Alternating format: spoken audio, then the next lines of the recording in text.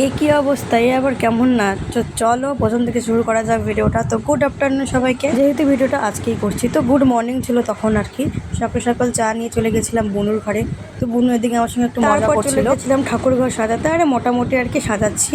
তো তোমরা দেখে বলো কেমন হয়েছে, তো আলপনাটাও কেমন হয়েছে অবশ্যই বলো। তো এরকম ব্লগটা আমি আগেও দিতে পারতাম, কিন্তু যখন আমার ফোন ছিল না তখন আমি করতে পারিনি। তো এদিকে আমরা বুনু ভাইটাই সবাই ছিল আর কি। আর এটা হচ্ছে আমার মাসি সবাইকে পরিবেশন করছিল আর কি।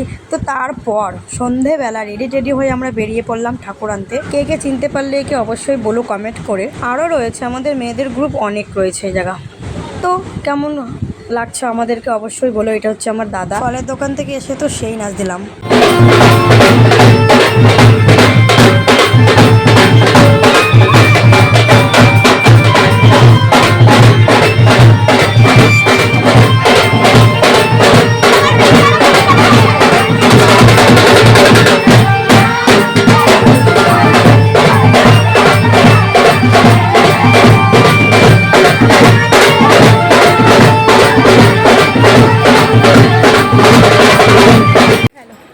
আর হাফসে গেছি, আর পারতেছি না কিছু, আর কিছু করতে পারবো না এখন, তাও নাচবো।